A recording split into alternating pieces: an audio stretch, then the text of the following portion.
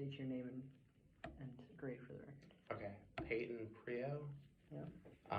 And I'm in 11th grade, so I'm a junior. Okay. Where can people find these books? Amazon. Amazon. I mean, sometimes I also carry around physical copies, but for the paper, Amazon. Amazon? Yeah. Okay, so you have a specific Amazon link. And what should people look up to find it? The Life of a Former Champion. And Okay. sort it by books.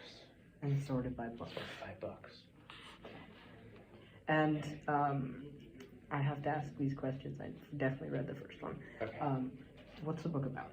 Okay, so it's about Kurt, who's a retired superhero who comes out of retirement because of a squabble with his favorite chip brand.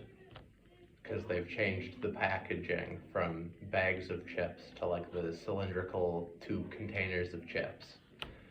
And so it's a retired superhero's petty battle against a company. Okay. And you said the name of the book is Life of a Former Champion? Yep. What inspired you to write this book? Okay, so kind of always liked storytelling and stuff, just like coming up with stuff. I think it's just more, I enjoyed watching things, and then I'm like, whoa, I really like that. I want someone else to like what I make as much as I like this stuff I'm watching. So this specifically, I think I watched One Punch Man. That was my first anime that I watched, like, I want to say it was 8th grade. And so once I watched that fight scenes were just incredible, and I'm like, whoa, this is like a very, very fun story. And so the initial idea, which I came up with a couple of years ago, was based upon that. And at first it was a lot more like that, more of a carbon copy, but then as I plotted it and went through different iterations, like originally I thought, well, I'm not the best like artist, so maybe I'll do it like just a print book, like just a novel sort of a thing. And then there was other times where I kind of got into a little bit of animation, and so I was like, oh, well, maybe I'll try and do like little animated shorts and put them on YouTube or something. And then I ended up getting into manga, anime, the comics behind anime. Yeah. And one of the big inspirations for making the book was Mob Psycho 100, which is another manga turned anime by the same author as One Punch Man. Because, and this doesn't need to be in the article, just telling you context for the author of that, which is one. He was kind of a lackluster artist at first, but he had a lot of good story ideas, so he started doing things with it, and a lot of the people in like the manga community kind of ridiculed him for like, oh, that art sucks. But then a lot of other people were like, oh, this is a good story, and so then, and long story short, other people picked it up. It was reworked with a different artist as the artist, and then now it's One Punch Man, which I think a lot of people know what that is. Mm-hmm. And so I was reading Mob Psycho, and I'm like, like the hard part is the story. Like, not that the art isn't hard, but like the art doesn't need to be like professional level. Like if you have a story you want to tell, then just do it, and don't like. Sorry, I have a lot of incomplete quotes where I start a sentence and then it just fizzles out. That's but, totally fine. Okay. I can use already 2 or 3 quotes that you've said. So. Okay, that's awesome. So just create. I mean, obviously try and work on your craft. If you're like working on art, you want to get better at your art, you don't want to get worse, but don't let that stop you from making things. Yeah. And so I was reading that and I'm like, whoa, I could do this, like the art wise. And so it's like, yeah, okay, I'll just do it. And then boom, I did it. Here it is. So that was kind of a long-winded answer to that totally question. Fine. It's totally fine. The more bombard you with information and then you can sift through it. Yeah. What you want to put in. Okay. Did you have any help with the writing process? I know a lot of writers get writer's block, and Yeah. I myself as a writer get Oh, that's writer's cool. block. That's awesome. Okay. Like other people helping with it? Not really, actually. I mean, I bet I could have turned this into something a lot quicker if I did have somebody, but it was really kind of just me over multiple years coming up with, like, the story and then making it. First one's always the hardest one. Yeah. How would you explain the process of writing and illustrating? Okay, well, I'll talk about this, because I bet my answer would be different in a couple years. But right now, like, it was winter break of 2021 into 2022 last year. Yes. And so I have the story idea, and I'm like, I'm bored. I'm going to start drawing. And so I just gotten Clip Studio Paint, which is this, like, comic making program. It's basically like Photoshop, but it's got specific tools for, like, paneling and stuff, like this, so it's easier. You just, like, click and then drag, and then boom, you have a panel, and then Yeah. Anyway, I don't know if you're familiar with any of this. Oh, you are? Awesome. Okay. I tried it out once, but graphic novels aren't really my thing to write. Okay. Well, yeah. Okay. Well, that's awesome. So I played around with that a little bit. I think I came up with like one chapter of just sketches, and then realized that's not going to work because the sketches were way too rough. And so anyway, so I'm like, how about the story idea I've been doing? I'll make a chapter, and so like the first chapter in here, it's kind of like, obviously it's cliffhangering into the next chapter, but really it was more of like a self-contained story with like one central character. And I'm like, well, I'll just do that, and then if I decide to stop there, then I still got something. I could be like, hey, I made this. And so I completely forgot what your original question was. Let me try and circle back. Yeah, how would you describe the process of writing? Awesome. I forgot the question, but I've still been answering it. Yeah. So I worked on that first chapter and finished it pretty quickly after winter break.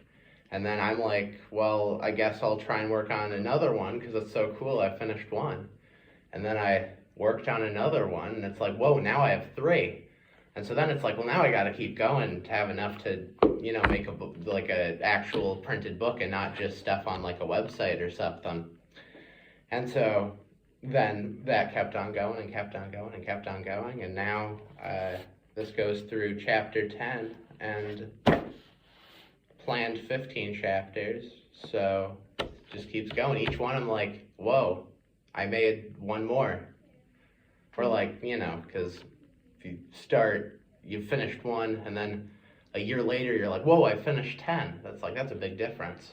So the actual process is me sitting on my computer at home and drawing for hours. Most of them I end up deleting and redrawing, and then most of the writing I have already done. I mean, I don't really do, for these anyway, I don't really do like a complete script like you'll see like a lot of other comic people where there's one person drawing and one person writing. They'll have like detailed layouts and stuff. For me, it's more like I kind of already know what's up in my head, so I'm just like typing little one-word notes that I'll understand later, and then going about it. And if something's not working, I'll just change it then instead of planning it all out beforehand. Which, it's funny, that's kind of how the series has been going, but it's just like how the first chapter went, where it's like, I guess I'll just do it. Yeah. And so, yeah, I don't know. I'm trying to think of a more, like, technical thing or something someone else could apply, but it's kind of just been me going, I'm just going to do it, and then I do it. No, it's fine. Is there anything that's happened recently about both of these? I know you're in the process of writing a third one. Yeah. But have any of them gotten like published or approved recently or something? Anything added to new lists? Not really, no. Not really? Because A like... little quiet? Huh? Just been a little quiet? Yeah, just been a little quiet. Because as I said, I finished this in September. And then I've just been trucking away at a third one. so far. Yeah, no, a lot of this is like not successful by like the terms of like, whoa, I'm a multi-award winning author, or whoa, I've sold 1,000 books. You know, not really that, but been a fun hobby, and it's cool to share it with people because it's a lot easier to be like, hey, I made a book, you want to buy it, as opposed to just being like, hey, I do drawings, you want to look through my sketchbook, you know, because like when it's a product, it's much easier to like show it to people in a way where they're like, oh, that's something cool, that's something I want to get, because you know, this kind of goes back to your previous question about the process, is that anyone could do this. I mean, the hard part is coming up with what's inside, but like, if you can come up with what's inside, Amazon has a self-publishing thing, or I don't even know what it's called, like a little print on demand is what it's called, a print on demand service. And of course, it's usually intended for just like novels and that sort of stuff, but you put in a PDF, and my PDF had a bunch of drawings, and ta-da. And so it's called KDP, Kindle Direct Publishing. I don't know if you know about that, but yeah, I don't know. Just if other people were wondering, like, whoa, he made that? How the heck did he get that from a couple of drawings on a computer to something that's actually people can buy online? That's how. Okay. Yeah. Who is your target audience? You know what's so funny is that like that's a question I should have probably asked myself a long time ago.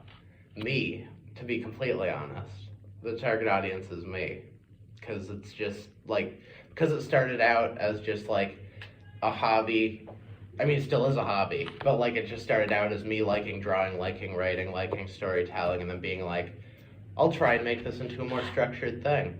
It's always kind of been like, this may never like pop off, it might not be this grand thing, and people go, oh hey, you know, because PMP is what I kind of went by with the books and like my Amazon author profile, which I should probably add more things to. Okay, I completely just lost it there. Yeah, you're totally fine. What I feel like I had something to say. What was the question again? You were talking about how you are the target audience and how. Oh, yeah. So it's like this may never be a big thing. So like there's no point in like tailoring it to what I think people will like. So I'm just gonna do what I'd want to see in a comic. And so that's kind of how I've went about it so far. So people like you are the target comic. Yeah. People who like comics and like anime, probably, because I'm a big anime person. This is going to be a hard and a long question. You ready? Okay, sure. What do you think of your book, personally? What do I think of my book? Yeah. I think that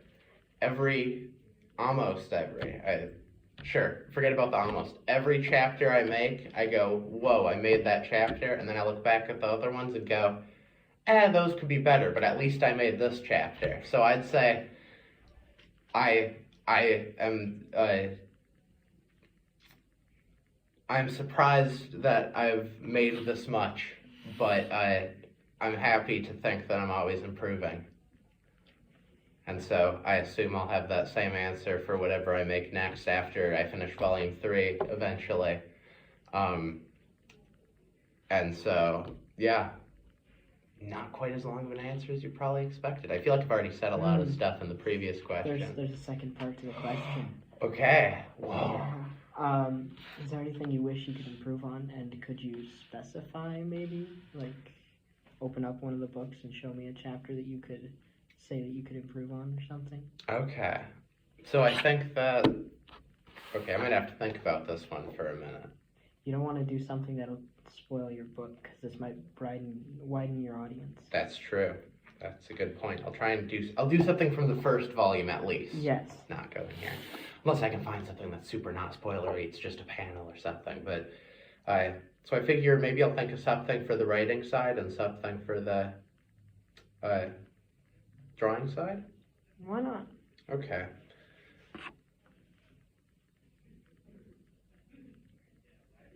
So I feel like with this is more of like a thing I'm better at now than before. Not really something that I'm still like, oh, I'd like to improve on this, but just consistency in character design. Because, like, for example, I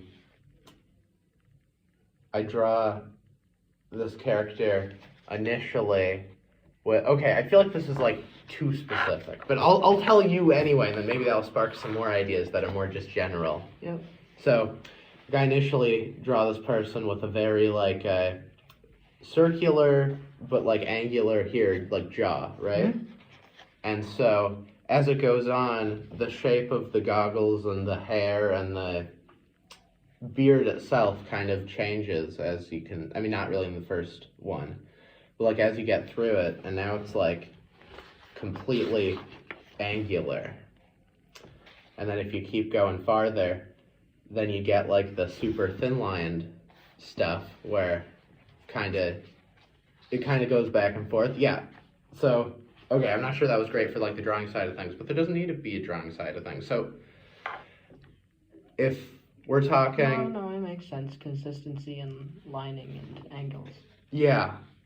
And so with chapter 2, with the same thing, I feel like with chapter 2, well, like for the whole thing, it's a lot of like how much is too good when it comes to like perfecting things, because like it's different when you're working traditionally, you draw and what's there's there, but with digital art you can go back and change things and then go back and change things and then, but like without erasing and redoing it, you can just like select a line and then change the shape of it slightly.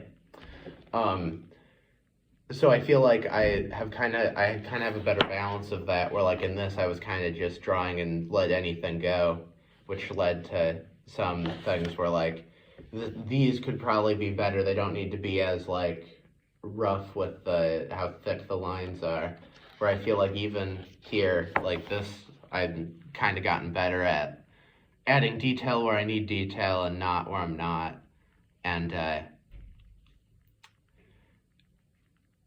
going back to change things when they need changing, but not trying to get perfect, because for one, no matter how much I perfect it, I'm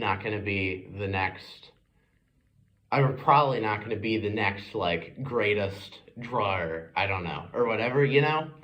So you want to make sure that you're still like drawing in your style and not changing it until it's a perfect thing that you couldn't actually draw on your own, that you can only, so like basically